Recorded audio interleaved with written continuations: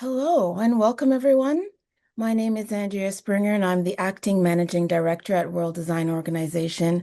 And we're thrilled to have you all join this information session on becoming a World Design Capital.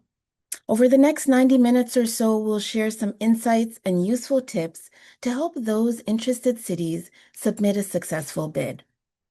As many of you know, World Design Capital is a designation established by and awarded every 2 years by the World Design Organization. Since the program's launch in 2008, we've been recognizing cities around the world, each bringing their own local priorities, culture, and design leadership to the global stage. Today's session, Becoming a World Design Capital, is intended to introduce the program, explain the application and selection process, and help cities and partners better understand what it means to pursue this coveted designation.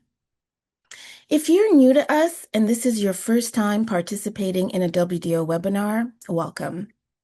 Our aspiration at WDO is to ensure that design is used effectively and ethically to address social, economic, and environmental challenges. And sitting at the heart of this vision, our World Design Capital program is a simple but powerful idea to design a better world for everyone. Whilst we were founded back in 1957, this vision comes to life through our 200 plus member organizations, many of which I'm pleased to see are on this webinar with us today. WDO is the only international design organization bringing together designers from 5 key pillars: professional, promotional, educational, corporate, and public administration. Some of the topics that we'll cover today include a very general overview of the World Design Capital program itself. We'll highlight some of the benefits of bidding and share some interesting insights from a few previous WDC cities, including some key takeaways from the most recent impact study from San Diego and Tijuana. We'll also answer some of the frequently asked questions, and we'll conclude with a few key dates and tips for you to keep in mind as you prepare to submit your bid. Joining me on this journey today are Eric Lowers, WDO's program manager and lead on the World Design Capital project, and a special guest, Dr. Mai Nguyen, current director at UC San Diego Design Lab and former board chair of WDC San Diego Tijuana 2024. Together, we hope to present more detailed information about the bidding process and the impact of hosting a WDC. Before we continue, I'd like to remind everyone that this session is being recorded and will be available to participants later this week. I'd also like to inform you that while we have a dedicated question and answer period a little later, we encourage you to use the Q&A feature on Zoom to submit your questions so we can answer them at the end of this session. You may also activate the anonymous feature on the Q&A. However, if you have very specific questions with regards to your unique situation, you may also choose to send us an email directly.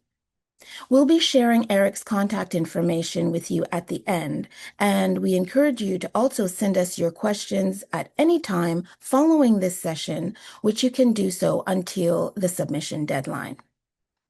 So let's get into it. What is the World Design Capital? Why does it matter? Why are we all here? Well, according to the United Nations 2025 World Urbanization Prospects, nearly 4 billion people now live in urban areas. That accounts for roughly 57% of the global population residing in cities, a number that's projected to rise to 68% by 2050. So there's an urgency to explore new strategies that can respond to the needs of urban dwellers. Since its inception, WDC has become a platform that demonstrates design as a positive catalyst for change and is a key variable influencing quality of life in cities. For those who may not already know or are a bit unfamiliar with the global WDC program, WDC has awarded the World Design Capital designation to a different city every 2 years, starting with Torino in 2008.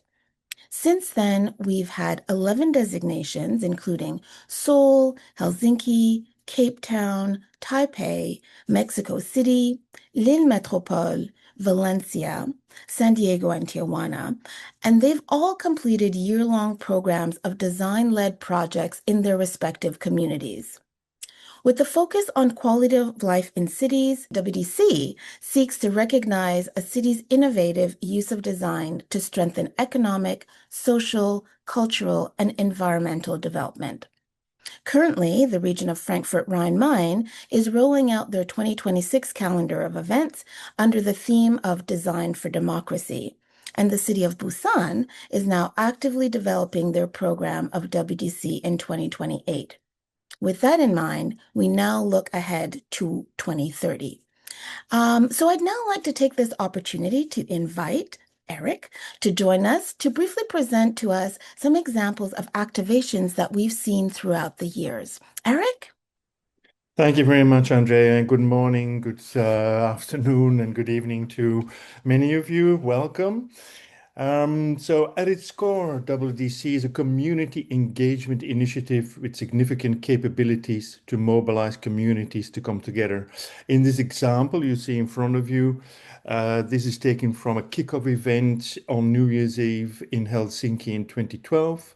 And we witnessed close to 40,000 participants who gathered in front of the iconic town hall to ring in the new year of design, a year that witnessed almost 2,200 events within the city over a 1 year period. In this example, we see the Espacio CDMX regenerated space in the Calpultepec forest in Mexico City.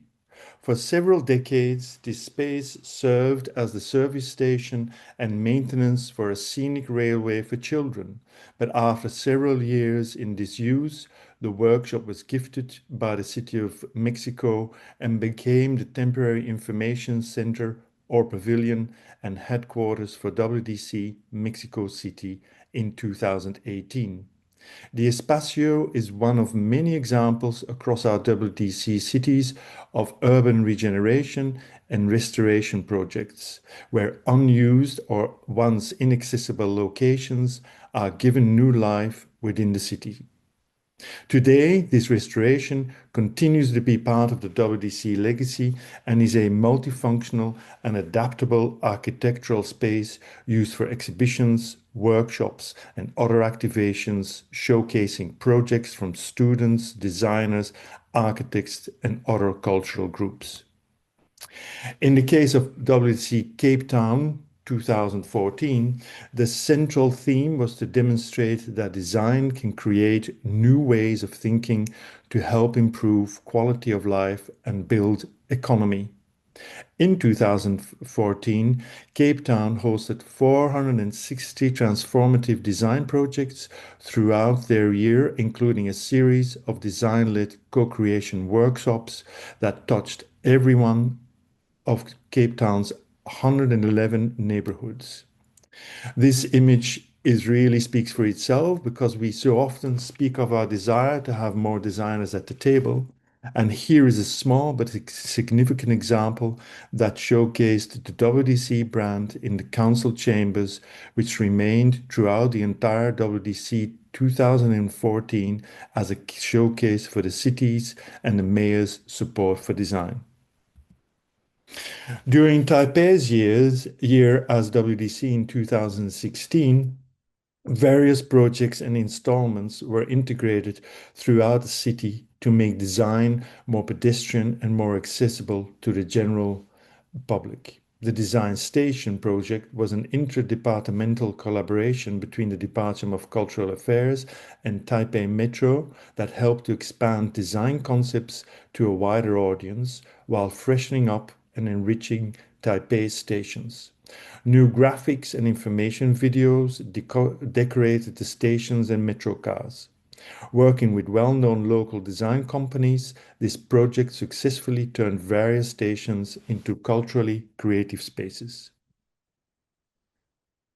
We see here the Agora Valencia, which was the pavilion installed in Valencia's town square for World Design Capital 2022. Referencing the city's rich history of ceramic production, the structure became the meeting point for both locals and visitors, and perhaps the most significantly, the pavilion became the space to promote Valencian creativity. The Agora served as a cultural central hub for more than 200 events, including activities for children, a number of workshops, exhibitions, conferences, musical and artistic performances, as well as meetings with the media, live radio shows, presentations by professionals, and of course, simply for relaxed encounters.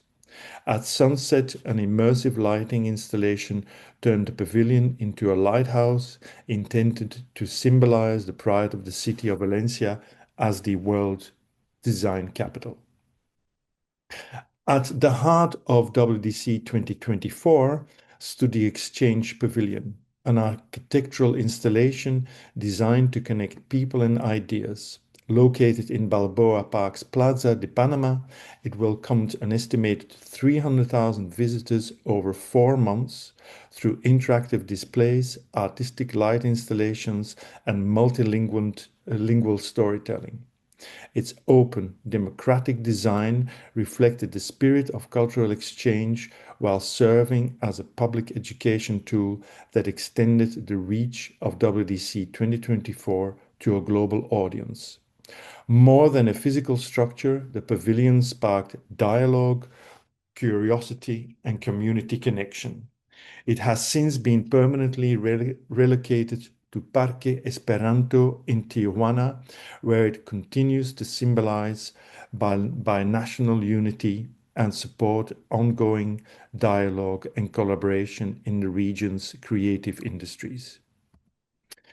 And Frankfurt Rhein-Main is currently hosting WDC 2026, as mentioned by Andrea, and their program kicked off in January 2026 with the grand opening and WDC Hub.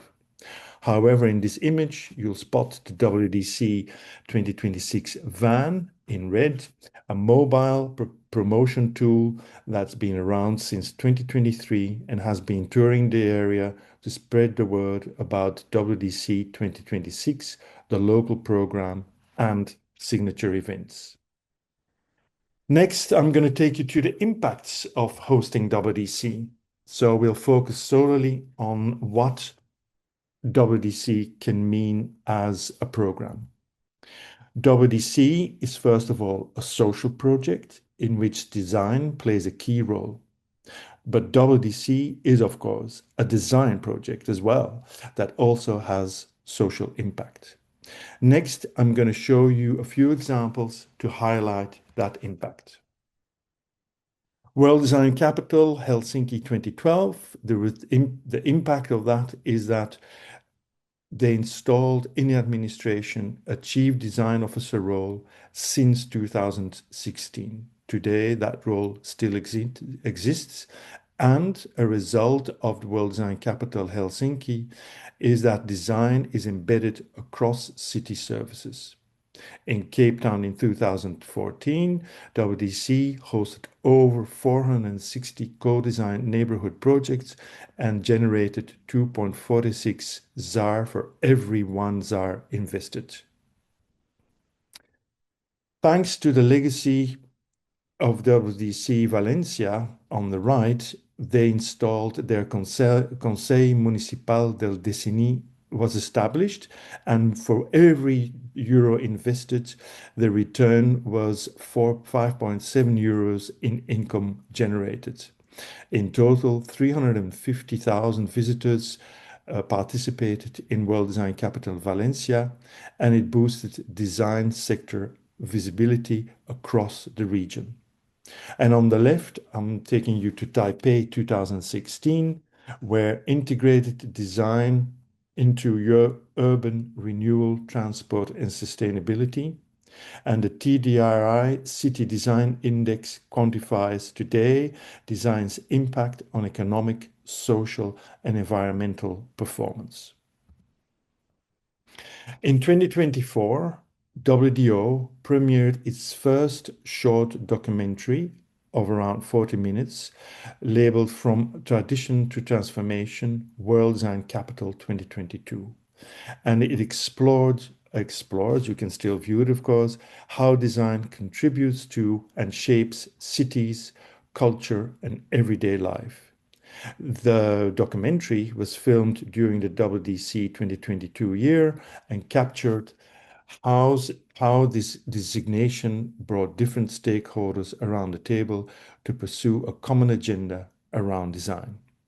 And if you want to watch the documentary on YouTube, this will provide you with an additional perspective, an idea of what and who are at the center of a WDC year, and you can take a screenshot of the QR code if you wish to do so.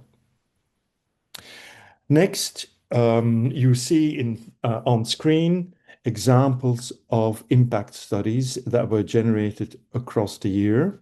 So WDO is committed to developing these impact studies with the WDC that measure the success and forward movement of WDC cities. Each WDC partners with a university or private sector organization to develop and execute its impact study. The outcomes of the impact study are an important tool to demonstrate the significance and magnitude of having organized a WDC and to help convince stakeholders and funders to continue investing in design to improve the well-being of a city or region. Next, we're up with our expert today, and I'm going to introduce you and then stop presenting for a short video. So I welcome Mai Nguyen again. You were briefly introduced by Andrea already, but it is a pleasure to introduce you again. It is to announce you as our guest speaker today. And Mai is an award-winning public scholar and director at the Design Lab at UCSD. As board chair for World Design Capital San Diego Tijuana, she was instrumental in shaping and leading the region's binational program. She will be sharing today with us her expertise and experience about the bidding and hosting of WDC 2022, as well as its impact and legacy. We invite you to enter your questions for Mai in the chat option. She will answer them after her presentation. But we will first introduce WDC 2024 with a short video, after which Mai will be presenting her insights and experience. Design is everything. Design is everywhere. Design includes everyone. In a world where boundaries often divide us, World Design Capital 2024 is breaking new ground.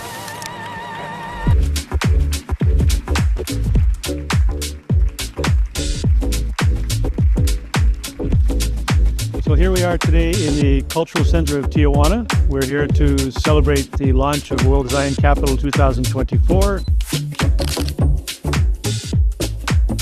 Se han estado abriendo muchas colaboraciones que nunca habían estado abiertas. Es para proyectos reales que los dos lugares estamos viviendo. It's my pleasure to welcome you to World Design Festival, powered by Tijuana Design Week. El World Design Festival y todos los eventos del World Design Capital San Diego Tijuana 2024 son importantes porque plantean una narrativa diferente de esta región. Hello and welcome. My name is Eric Weiss, the president of the Design Forward Alliance. Welcome to the World Design Experience, powered by San Diego Design Week. We have over 100 different events across all disciplines of design, from arts and culture, sustainability. This is really representative of this transnational, trans-border context for how design is done today.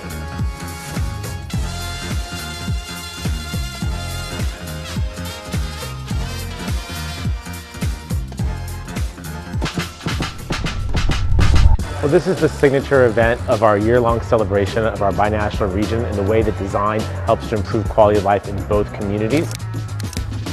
defined everything I feel and know about the power of design, that we're all equal. We really are a design powerhouse that deserves greater recognition around the world because of all that we do here, not only in San Diego and Tijuana, but together. So the Exchange Pavilion or the Pabellón Intercambio, that represents for the community, the two communities on each side of the border, bridging together, coming together to meet, to collaborate, to share culture, knowledge, interests. This is not the end, this is the beginning. The years leading up to World Design Capital 2024 and this year of activities, programs, conversation, community engagement, this is just the beginning. This is where we start to build the future of our region together.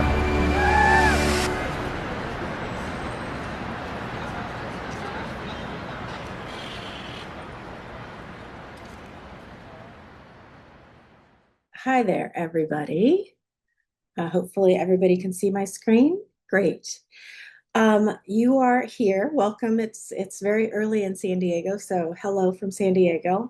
You're here because you're either interested in submitting a bid to be the World Design Capital, or you're very curious about it.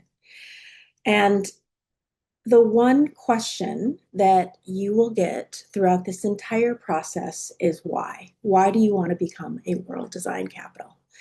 For us, of course, there is this recognition, global recognition of being a hub for design and innovation, but that's typically not enough to bring together the community to endeavor in this very large program. It's also not enough to want to just win this prize, right? This designation, year-long designation. For us, we wanted to use this as an opportunity to bring together our cross-border, multicultural community to really drive change. And that is really the purpose of World Design Capital for all of the previous World Design Capitals. And I think that for each World Design Capital, it's very unique to the context, how we shape our program, what we do, how we think about being a World Design Capital. So today, I'm going to talk about briefly about our program. You saw the video already, so you can see that some of the things that we did, but really hone in on the impact of World Design Capital, because I think that that is one of the most important areas in which you will be asked about throughout this journey. I'll talk a little bit about our study design and methodology, give you some actual quantitative and qualitative findings from our impact study, and some key takeaways. The hallmark of all World Design Capitals is 7 signature events, international events. For us, because we were the first regional 2-city, 2-country World Design Capital, we actually had 9 large-scale international events because we hosted them in both Tijuana and also San Diego. So we had our signing ceremony, our inaugural community celebration in Tijuana, a World Design Festival that was in collaboration with Tijuana Design Week, the first of its kind. Tijuana did not have a design week before we became the World Design Capital, and that is continuing today. We also held the World Design Experience in collaboration with San Diego Design Week. We hosted a Pecha Kucha with the founders of Pecha Kucha who traveled to San Diego from Japan. Our World Design Policy Conference was an opportunity to highlight 4 key pillar areas that we focused on and we have strengths in San Diego, Tijuana: designing health, designing arts and culture and the creative economy, designing innovation, as well as designing our cross-border community. We held the World Design Network of Cities meeting, hosting former World Design Capital cities from around the globe. And then we wrapped it up with a convocation ceremony and celebration to celebrate our year-long series of programming. We also had a digital program. We created spotlights of designers in our region, and these spotlights, they're short, are located online on our website at wdc2024.org. And in fact, you can get a recap of our entire program on the website. We have posted images as well as videos of our events, so you can get a sense of what we did throughout the year. Those are our large-scale events. We also programmed a wide variety of different other types of activities, including a community program where we opened up a submission portal and received over 350 submissions that were community-led events.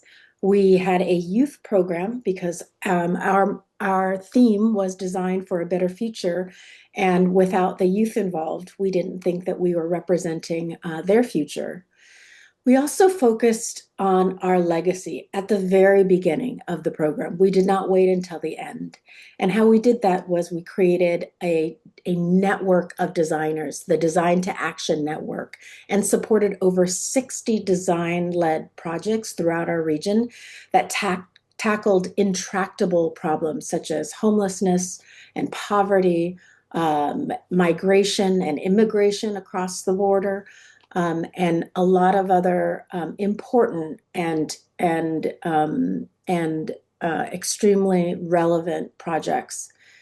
We also provided grants to our community, over $1 million in grants to over 17 different organizations. Many of these were small community-based organizations or individual artists, and it really led to increased capacity among our artistic and design community. We created a pavilion, and part of the pavilion was the creation of the pavilion and locating it in our cultural center in Balboa Park, but then actually creating a space for community programming.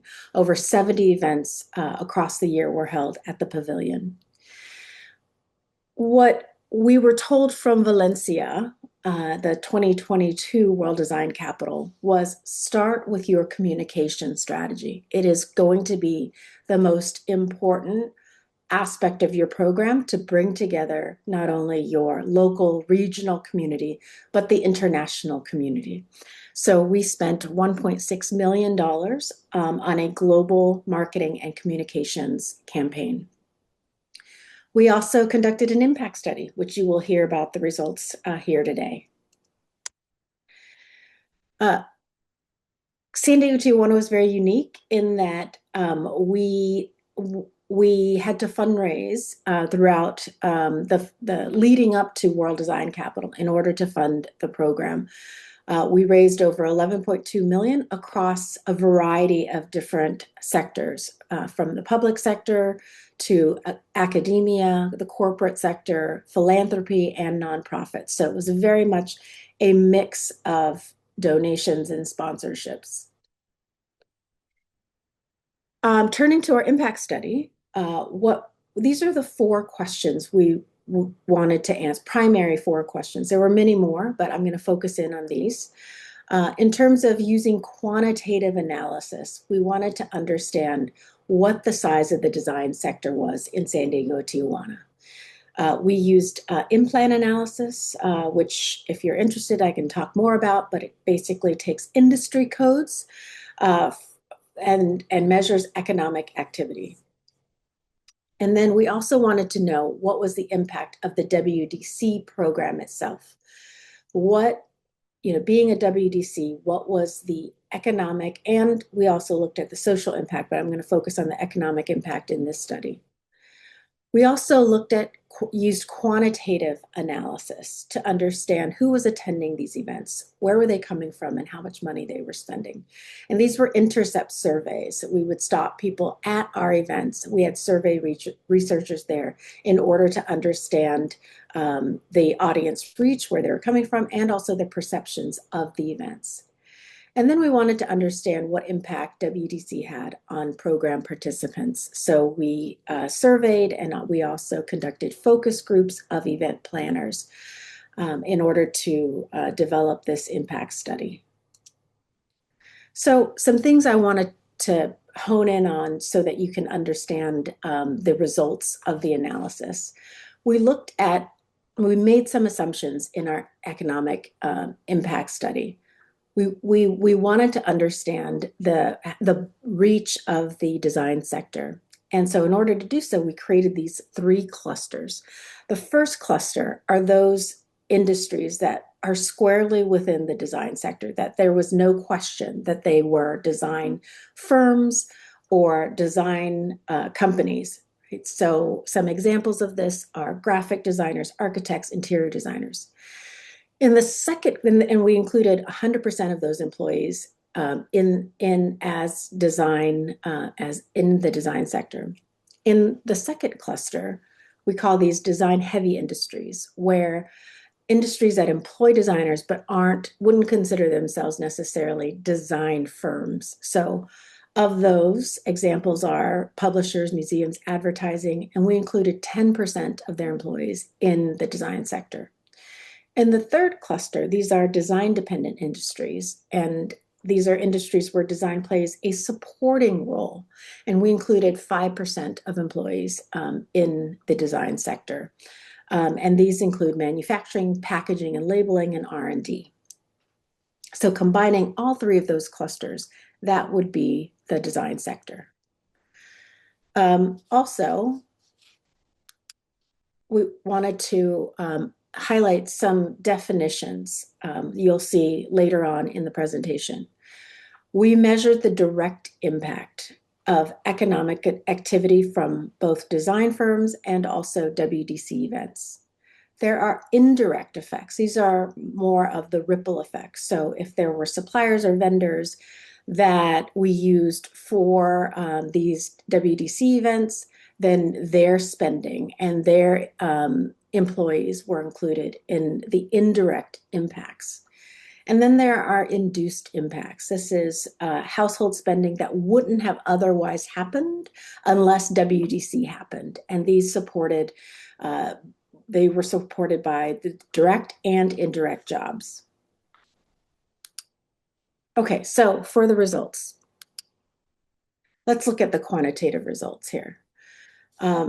In terms of looking at the size of the design sector in San Diego, what we found was that the design sector represents $24 billion in economic impact in the San Diego region. That's about 9% of the total economy in San Diego. So designers have a tremendous impact in the San Diego economy. In terms of employment, there are about 118,000 employees that are employed as designers. That's about 7% of the total economy in San Diego. Tijuana is a little bit smaller in terms of its economic impact. The total impact in Tijuana is 1.4 billion in economic impact, and the total number of employees is about 36,000 employees. But as a percentage of the total economy, designers represent 11% of the total economy in Tijuana and 3% of the total economic impact. And then we looked at the cross-border impact. You know, how much does San Diego design sector activities impact the Tijuana economy? And in terms of that, on the left-hand side there, the impact, what happens in San Diego in terms of the design sector has a tremendous impact on the Tijuana economy. You can see there, $1 billion in economic impact in 2023 is when we measured this data. And in terms of the spillover effect, over 17,000 jobs are created in Tijuana from San Diego design sector activities. And then the reverse, in Tijuana, the Tijuana design sector also impacts the San Diego economy, albeit on a smaller scale. Tijuana design sector has a $241 million impact to the San Diego economy and creates about 7,000 jobs. And then we looked at the World Design Capital events and its economic impact in 2024. And what we found was that all of those activities, which I showed on the first slide, all of our programming throughout the year had a $104 million impact on the regional economy and created about 1,800 jobs. So, you know, the question that you get, why World Design Capital? Why should we put in this bid? It's because there's actually a incredible positive impact in the local regional economy. Here are some mainline statistics. For every dollar invested, there was a $9.2 return on investment. Our $1.6 million that we spent on our global media and communications campaign had a 1.17 billion media impressions across the globe. Lots of articles written about it, over 400 articles. We had over 1 million attendees at our events, and the impacts are still continuing to ripple because there's still events and activities that have continued beyond 2024. We created over 1,800 jobs and $104 million in economic impact. Some qualitative results. You know, we really created spaces for communities to come together, our binational community, our cross-border community. And the Exchange Pavilion was just emblematic of many events and opportunities for us to come together as a regional community in a way that happened on a small scale beforehand, but really it emphasized how strong our binational community is. And on the left-hand side is a picture of the space before the pavilion was created in front of the Museum of Art. And then on the right-hand side are some images of the Exchange Pavilion. We also rewrote border narratives. A lot of the media that comes out of the San Diego-Tijuana region, the Mexico-US border, focuses on negativity. And the over 400 articles that were written largely were positive articles about how we live and play and work together on a daily basis across this global border. We also rewrote border narratives for ourselves. And what that means is that even though we are this cross-border community, there's still a lot of people in San Diego that have never crossed the border into Tijuana. And it hasn't, you know, I think that barrier was a mental barrier. And what we did during WDC and opening up all of these opportunities to travel across the border for many events opened up people's minds about how symbiotic we are, how we are one community, even though there is this international border.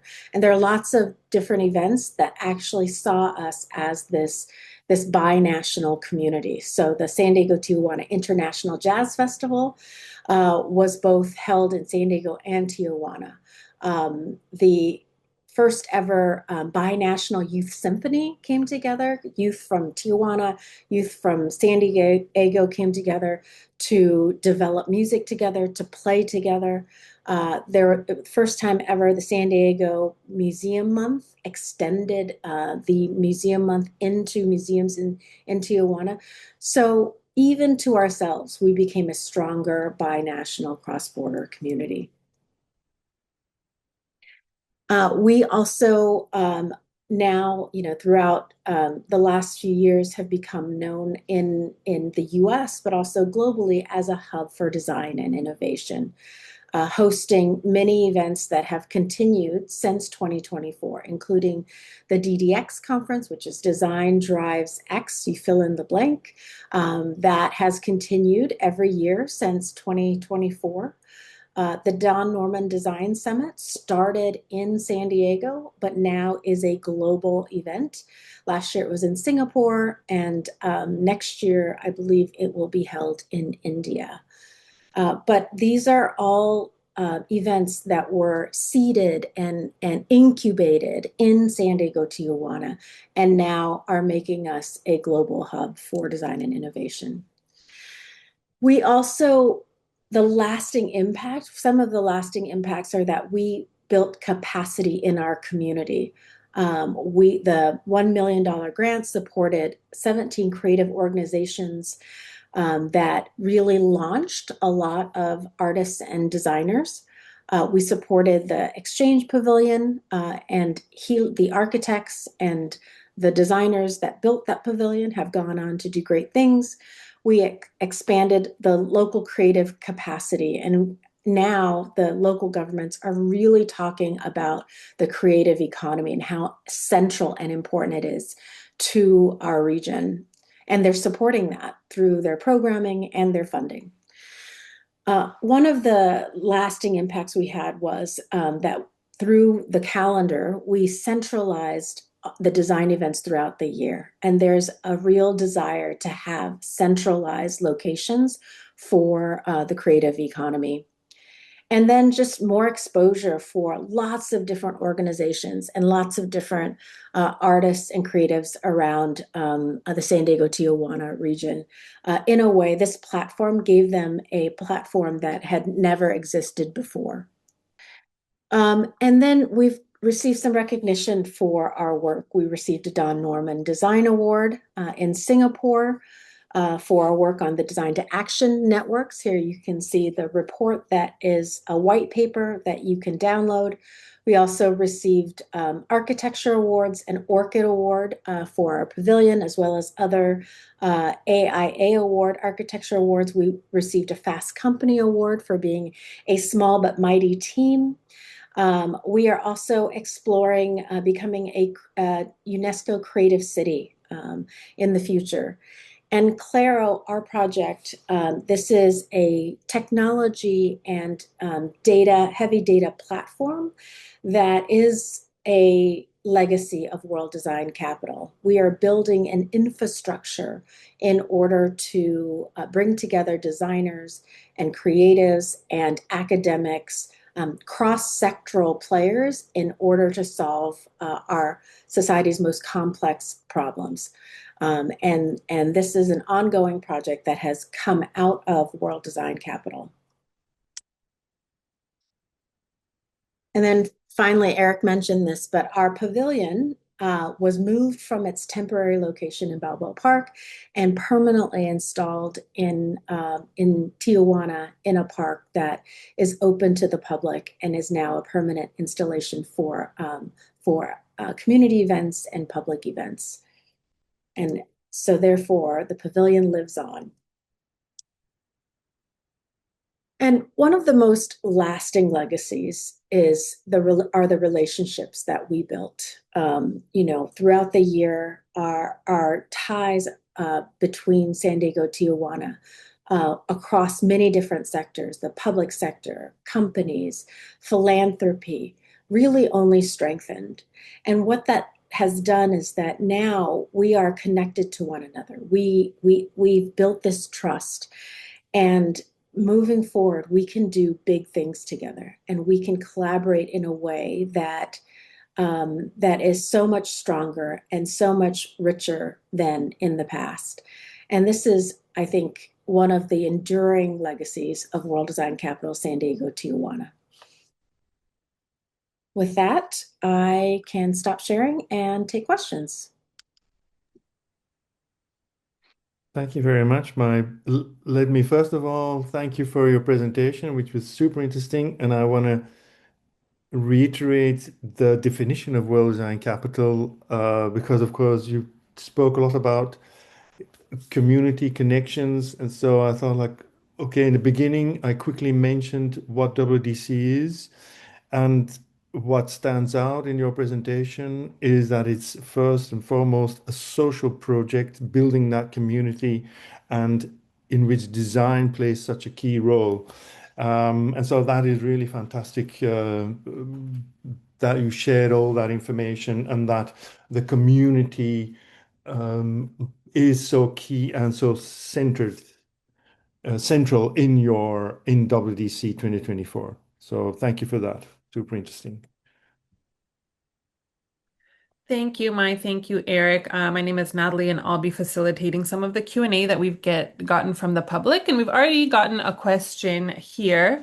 The first question is for you, Mai, asking, thank you for the great presentation, first of all, and information about the success with San Diego and Tijuana. I wanted to get your thoughts on what the best initial strategy or early steps you would recommend in building momentum to eventually build a critical mass of interested parties, government, industry, academia, and the public to build a bid.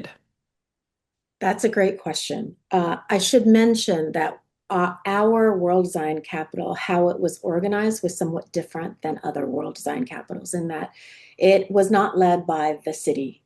We actually created a coalition of organizations that came together. So it was the University of California, San Diego, a public university, the two cities, the city of San Diego, city of Tijuana, so two governments, and then also community-based organizations, the Design Forward Alliance and the Burnham Center for Community Advancement. It was important to us to have this representation because of community organizations, the government, and academia, because we felt that it would make for a stronger coalition and to mobilize a broader sector of our community. Once we brought those organizing partners together, we spent years actually hosting and convening information events. We co-designing events with the community. Our bid was written during COVID. And so there was, I think people had a little bit more time on their hands, and we gathered actually via Zoom. And so there were a lot of people that could actually participate in the creation of the bid because people were at home and we were doing it all virtually. And so I think having informational events, having convenings, inviting the community together to build that momentum, and then keeping them engaged throughout. So then, once we received the designation, we hosted ambassador events and then designated ambassadors to really share the message about World Design Capital. So I think it's intentional. And it's also opening it up to the community to be involved and making sure that you're authentic in your desire to have that community engagement. Great, thank you. From the chat, Ivan asks, how would you rate business interest, specifically if there was any interest from companies in Northern California who wanted to be involved in the project in San Diego and Tijuana? So there are companies that have offices in Northern California and Southern California. And I would say that those that have an interest in the Southern California region that also have maybe headquarters in Northern California were those that were most interested in participating in World Design Capital. I think that if they didn't have a business interest in the region or saw World Design Capital as giving them a global platform, that the private sector were less engaged. And so finding those companies that have either a regional interest or a business interest in becoming part of World Design Capital is important. Very true, very true. A question around legacy. So earlier in your presentation, you mentioned that the program was planned with the legacy already in mind. What were some of the steps that you took to ensure the outcomes of the WDC year would continue beyond your designation year? Sure.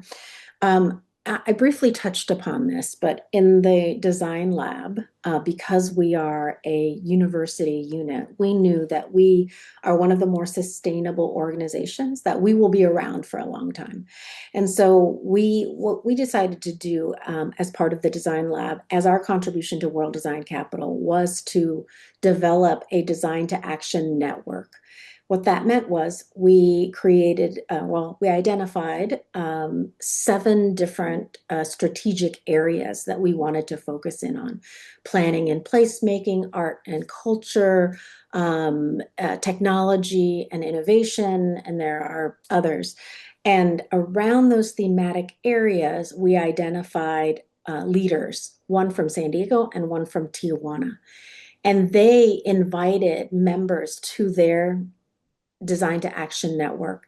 And so some of these Design to Action networks were 20 people that were involved. Others were 50. The environmental one was environment and climate was about 50 people, and they decided on what their projects were that they wanted to work on, what their events were that they wanted to host. And so those Design to Action networks actually use design to work on specific projects, and those projects continue today. So that's one part of it, the legacy of World Design Capital. The other is that we also encouraged a lot of different organizations to do things for the first time that they've continued on. So events, large scale events that they have made as binational events that were started in 2024 continue on today. And we support that through a number of different ways. All of our organizing organizations, for example, help to spread the word about these events, to promote them on our channels. And so the relationships still exist, even though World Design Capital is our designation year is over, but those relationships, in order to amplify and to magnify all of these different organizations and the great work that they do, still continues today. Great, thank you. And I think we have time for one or two more questions for you, Mai. And Eric, I'm going to ask for your input on this one as well. So first, to Mai, the question is, what was the role of both city halls then in the submission of your application, or maybe even how they were activated throughout the year? And then Eric, we can maybe pose the same question to you in maybe sharing some examples of how past WDCs have engaged their public administration. Yes, sure. We worked closely with the mayor's office in both cities, as well as their arts and culture office. And the two cities, they served on our board and were instrumental throughout the year. They were active, equal partners in all of it. So from the beginning, co-designing the program, from implementing the program, from helping to fundraise. And so they were equal partners throughout the entire World Design Capital activities. But I think what is unique is that they were not leading it. They were supporting, and they provided administrative support. They provided staff members. They certainly provided communications expertise, but they were not leading the effort. And it was led by community-based organizations and also the university. What you are saying from your experience goes for my experience with other cities. So I have worked with people in Lille Métropole, so that was in WWDC 2020. It's the same. So the city administration was actively involved, but they didn't lead the program. That was done by what we call the organizing lead, but they were very, very active, and they had members on the board of the organizing lead, so they followed up directly what was going on in the program, in the organization. Jumping to Valencia 2022, from the get-go, from the start, when they started building their bid, the city administration, especially the mayor, was on board fully. He was a key supporter for the idea to become World Design Capital. And of course, building that from the ground up with the city administration is only a plus. You spoke about your experience. I'm jumping to Frankfurt Rhine-Main, the current World Design Capital 2026. Similarly, they had a very good and still have a very close connection with the city administration. And they work even with someone on their board who knows a lot of people in the administration to help things move, because sometimes that is also a key element working with city administrations, that you need to nudge people. But once you have found that person, things can really go smoothly. And similarly in Busan, World Design Capital 2028. We have regular meetings with people of the city, the mayor's office. The mayor is fully on board. So bottom line is, city administration, if you can find somebody within that administration, ideally the mayor or somebody involved with cultural affairs, go for it. And it is a huge support in building your project and program and executing it. That's my experience. Thank you. Thank you both. One last question, Mai, before you go.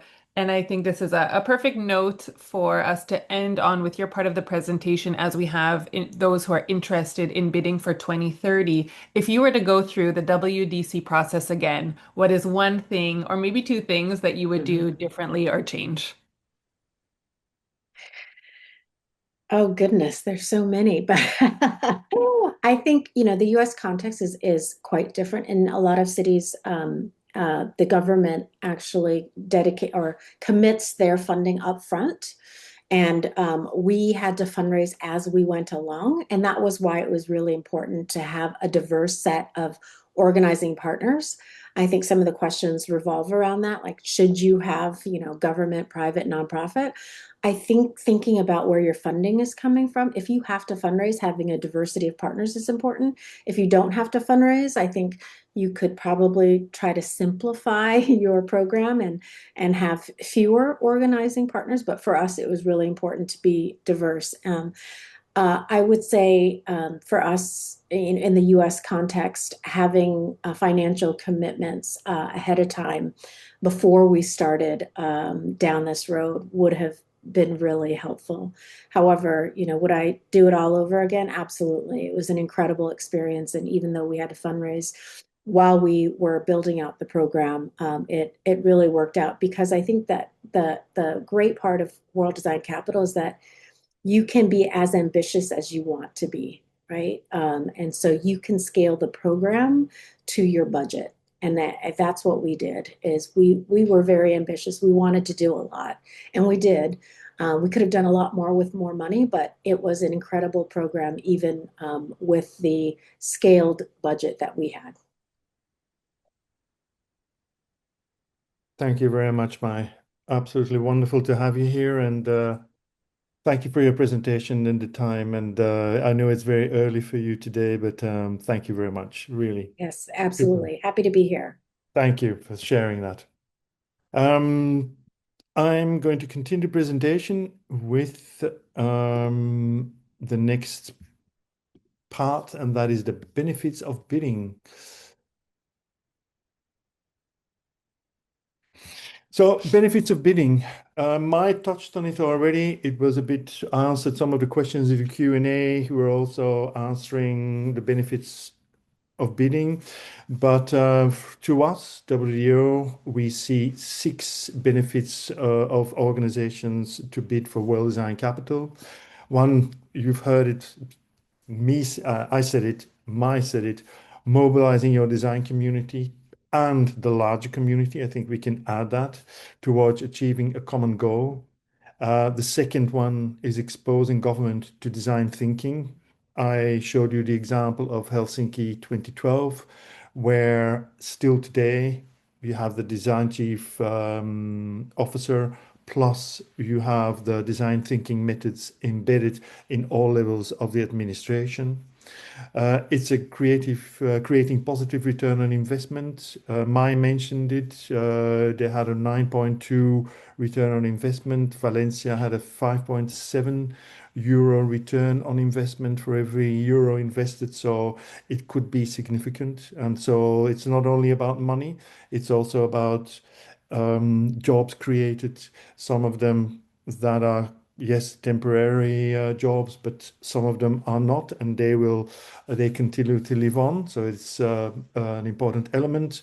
Developing skills required for collaboration between designers and leaders in government. So through WDC, you build those connections with the community, you build those connections with government. It's something that I think WDC is a real generator, a motor for that kind of thing. You build new connections at large. So whether that is in the design related industries, whether that is in government, or people who have never necessarily heard of design or using design in a specific way, it's a bridge builder and a connector.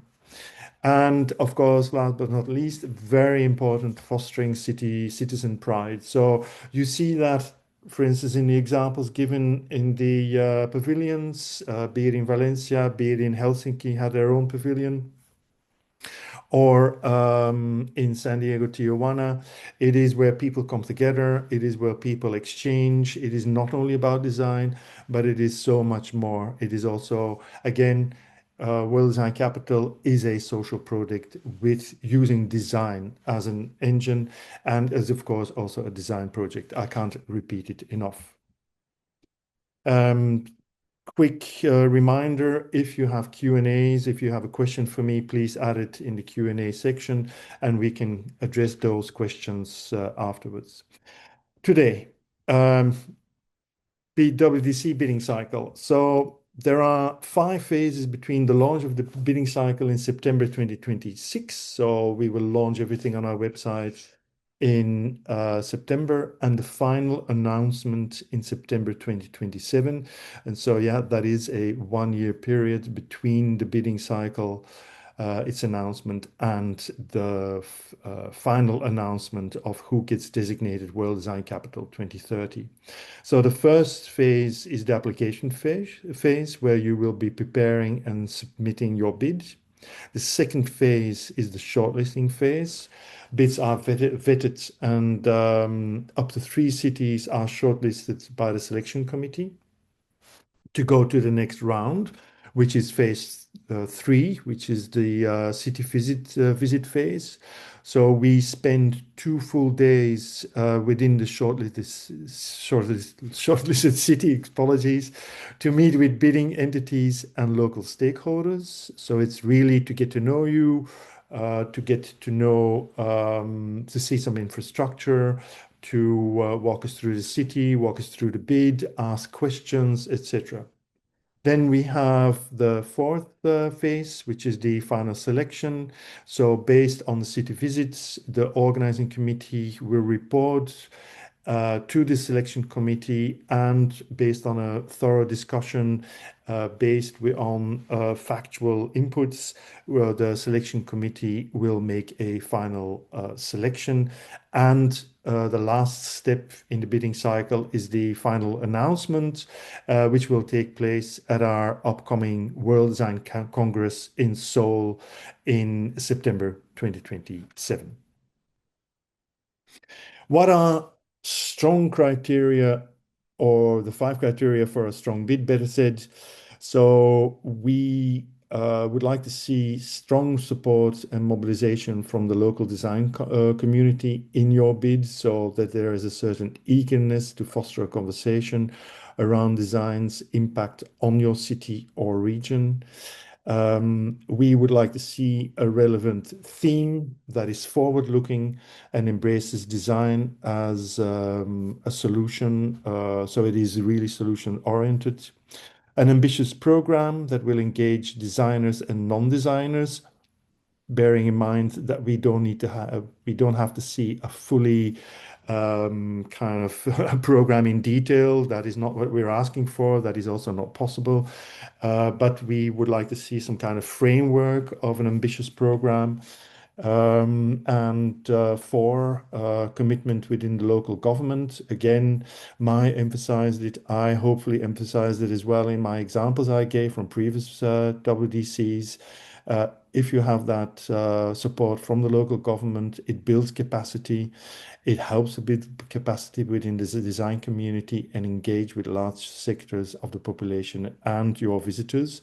It is something we didn't necessarily mention yet, but World Design Capital attracts also a lot of people, visitors to your city.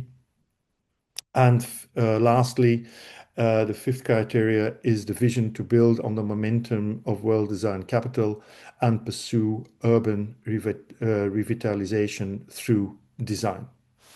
So 5 criteria of a strong bid. Again, short reminder, if you have any questions for us in the Q&A, put them in the Q&A and we'll be happy to answer your questions accordingly. And hi, Andrea, again, for jumping on board. We have now frequently asked questions. We would like to present. These are questions that are often asked, and by presenting them today and answering them today, we hope that we can kind of already give you an answer and that you walk away with an idea of what to expect in terms of preparations for your bid. So can a bid be submitted by government departments? It is not ideal. So what we would like to see is a collaboration with government partners is important. We stressed it before, but ideally they are not the primary partners putting forth the bids. So we would like to see that is more a grassroots kind of organization that puts it forward, coming from within the design community, highly supported by the local government, the city government. Question 2, what is a letter of guarantee and why do we need to include one in the bid? So the letter of guarantee or letter of credit guarantees financial support and commitment to the program by confirming the budgeted amount allotted to a WDC. So one of the questions in the application is that you have to fill out a budget. And so, of course, there's going to be a projection. We understand that we will perhaps project a budget of 10, 15, 20 million euros or dollars or whatever.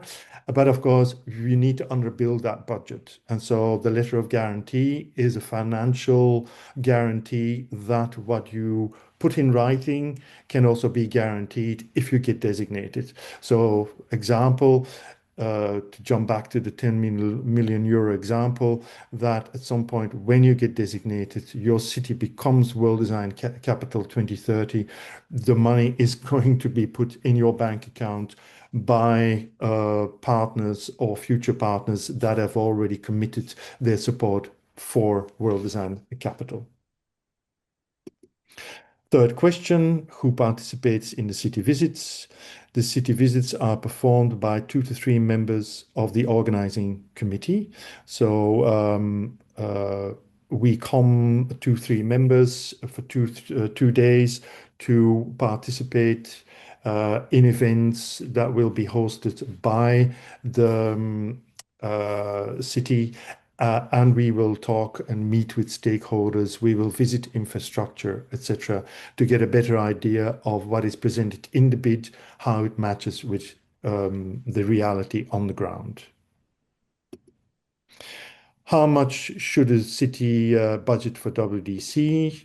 There's no magic number. Each city will have a different benchmark, but as a start, interested cities should consider a range of around 10 to 50 million euros, which includes a management fee of 630,000 euros over 3 installments. Please note that there is also a bidding fee of 10,000 euros and an administrative fee for shortlisted cities of 30,000 euros. So in the past, to jump back to the budget amount that is presented for 10 to 15 million euros, Mai mentioned it, their budget was around $11.5 million. That is around 10 million euros. And we have seen budgets that are larger in the past that are below the 10 million benchmark. However, with the current state of the world, plus inflation that has happened definitely in 2023 and part of 2024, our benchmark we advise is around 10 to 15 million euros. How much of the budget should come from government resources? So a good target to consider would be a 60 to 40 split, with the majority coming from public funding. The government contribution to the budget should be sufficient to cover implementation of all WDC signature events and management of the standalone entity, which we call the organizing lead. So mine touched on it as well. The US has a very specific setup in terms of funding. So a lot of the funding came from the public sector, which is different in a European or other context. So what our experience with past WDCs is this 60-40 split, where 60% of the money comes from public funding as well as government funding for the remainder 40%. However, this can vary according to your cultural environment and local context. Does my city have to sign the host city agreement, which is the contract for the designation? The dry answer is yes. Let me explain. So the host city agreement is really the backbone of our relationship. So it is a contract that establishes the do's and don'ts between the two parties that are involved in hosting World Design Capital 2030 in this case.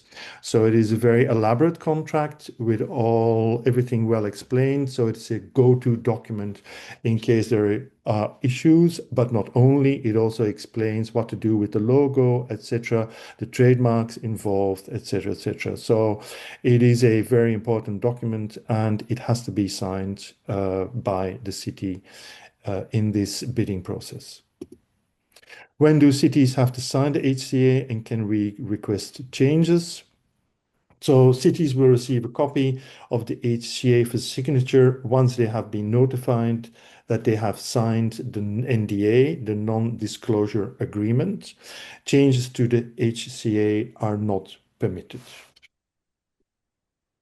Why do we need to create a standalone entity? The standalone entity or organizing lead is required to guarantee sufficient space and resources to implement a program of events. And mentioned already by Mai, so the ideal way of functioning between the city and the people that are executing the program is that, yes, the city plays a key role in the designated city. The city provides sometimes and hopefully financial support, but also logistical support, communication support, but that the program can be executed by independently and decisions can be taken independently.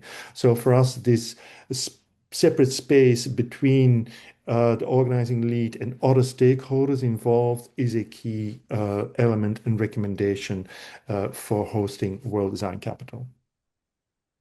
And Eric, if I could just jump in here with a little bit of clarification, because I see this is a reoccurring question that we have, not just in today's presentation, but also in our FAQs, and that's creating the link between the involvement of the city, the signing of the HCA, and the creation of this standalone entity. And of course, the three of them, these three components work together. And when we talk about how is the city involved, how is the standalone entity involved, as Eric mentioned numerous times in this presentation, World Design Capital really lies between a design-led initiative and a social initiative. And so the two must live together side by side. The design community, the design entity, the organizing lead, which hopefully is led by the design community, is what really drives the program. It is the educator. We know that in many instances, design is not embedded at the public administration level. So it would be difficult to have the city lead a program of this nature if the city itself does not understand or fully have the capabilities, the expertise to run a design-led component. However, at the same time, the city is required to be supportive and to unlock doors, to provide funding, to create those opportunities for the design community to put forward the program. So the reality is that in the case of the bidding process, while the mobilization and perhaps the initiative to start the World Design Capital bid stems from the design community. The support of the city must be there. The success, which I believe is going to be your next slide, Eric, the success of the project is really lies a lot between that close-knit relationship between the city and the design community. So I leave you with that to continue as well. A wonderful explanation. Thank you very much, Andrea. So the next question is, how does WDO measure the success of a WDC? It's not only WDO, but it's also the designated city. And Mai presented it very well. So the impact of success of a WDC is measured by the impact study and closeout study. So there are two studies. One is the impact study that starts by once you get designated, you already build up that connection with universities or private partners to assist you with that. And then the closeout study is at the end of the designation where you do a look back, like, okay, so many events organized, people involved, budget, etc. So both are connected, but they can also stand by themselves. So there's as well as an ongoing dialogue with stakeholders at all levels in the designated city. So what is meant by that? Of course, the results from your impact study and closeout study, it feeds into that continued dialogue with your stakeholders on the city level, private partners, to continue building that momentum and to hopefully engage them in your legacy as well. How does WDO measure the success of a bid? Successful WDC bids answer all the application questions clearly and in full. They share a clear vision for the WDC year and engage a variety of local stakeholders. So once we release, and we'll touch on the key dates in a short moment, once when we release the application questions on our website, we have around 55 to 59 application questions. So these need to be answered in full, clearly. You can't skip any questions. We need to see all questions answers, in other words, with a clear vision for your WDC year and your connection with those local stakeholders. If that stands out, that is an extra plus for building a successful bid.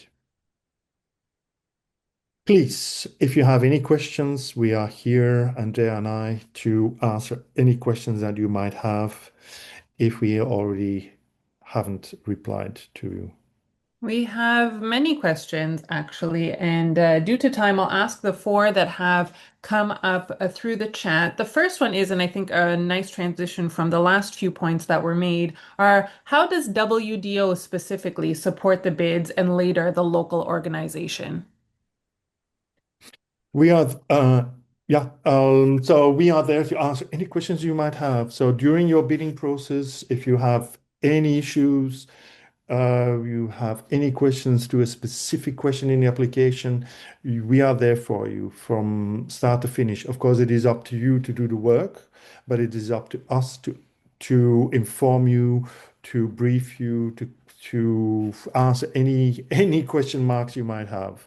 What was the second part of your question, Natalie? It was during the bid phase and also later while the local entity is creating the program. Once you are designated, we are fully on board with you. So it is a step-by-step process, but bearing in mind, the bidding process starts in September, your designation will be in 2030. We walk with you all the way. So this is a marriage that takes us like a 4-year marriage. And so we are, what can I say? It is on every step of the process that we are there with you. I mean, I would agree with Eric very quickly, as he just mentioned, from bidding process to implementation, it is 4 years. But also, as Eric and both Mai alluded to, there is also support in terms of in the follow-up, in the legacy of WDC. So it's also working with our growing network of cities. So we are definitely in it for the long haul. WDO is committed to supporting these communities and highlighting them as best we can. So we're 100% accessible throughout the entire process. Thank you. Another question we received earlier when Mai was presenting, but I thought was appropriate to respond to a bit later was, are there any learnings for smaller market bidders? And a question around how scalable the WDC program is. Maybe Andrea, I can ask you that. Certainly, and I thank you, Natalie, for that question. And I think that Mai did touch base on that. We've always said that WDC, while there is a financial implication to it, it definitely is scalable in terms of quality versus quantity. We have definitely worked across a variety of different budgets, working with cities at different levels. And, whilst some cities have demonstrated extremely large programs, in the 2,000 plus events. We've also worked with cities to create a more comprehensive program. So what we're open to doing is understanding what is available within the community. How can we leverage budgets? How can we work with your predetermined funding partners and to help build a program based on what is available? Great. Eric, anything additional? No, I think you covered it. Perfect. I'll move on to the next question. A bit of a specific question here. Can a municipal design museum submit the application and later be the leader of the project? And what is the involvement then of the city itself? Absolutely, it can. And this goes back to what we were talking about earlier in terms of the organizing lead probably being from the design community. I think we have examples where the WDC was led by the entities that led the design weeks. There's an interesting example even through Frankfurt Rhine-Main. If you'd like to maybe share that with us, Eric. Yeah, this is the application came through the museum. It's a design museum, and so they were the ones who initiated the bid. And similarly for Valencia, by the way, this was a group of people, of designers, who initiated the bid in collaboration with the university. So somebody at the university. So yeah, to answer the question, of course, it's totally appropriate to have those kind of bids as well. 100%. Perfect. And I'll just ask one last question since we are running out of time for this webinar today. A question I'm sure are on many, many minds of those attending this morning. How many bids do we usually receive per cycle? Andrea? Oh, that's an interesting question. I mean, excuse me, it always varies. And especially recently, we've seen an influx. Every year, it's different. We don't usually share this information. We don't usually share the information with regards to exactly which cities bid. But as Eric mentioned, our objective is to shortlist between 2 and 3 cities who then move on to the shortlisted phase, and it's those 2 to 3 cities that then we take on the city visit exploration and potentially become World Design Capital. Key dates, very important. So we already mentioned it from start to finish, it's around a year. So that is the bidding cycle. Of course, we will call for bids as of the 14th of September 2026. That is a Monday. The submission deadline is on the 28th of February 2027. So bidding entities have 5.5 months to submit their bids. From the submission deadline until May, we're in the vetting of applications. In May, we will announce the shortlisted cities, 2 to 3 maximum. June, July, city visits. August, announcement of the WDC 2030 designation via press release, and official announcement presentation will happen at the World Design Congress in Seoul in September 2027. Some final tips to close the presentation. And before we address these final tips, again, we would like to jump back to World Design Frankfurt Rhine-Main 2026. because I think it is important. It's a great example of a live world design capital today, and it will allow you to experience firsthand some local program and signature events, such as the World Design Festival, Policy Conference. They have a mobile pavilion that will travel through 6 regional cities. The WDC campus, which is a young talents at work designer community engagement program with universities. The WDC ship, the module festival, and the design policy days in November. So again, the focus of their World Design Capital is on networking, co-creation between design, technology, communication, mobility, and civil society. And one of the key events in the program is the International Open or Design Week Frankfurt Rhine-Main, running from the 5th to the 14th of June.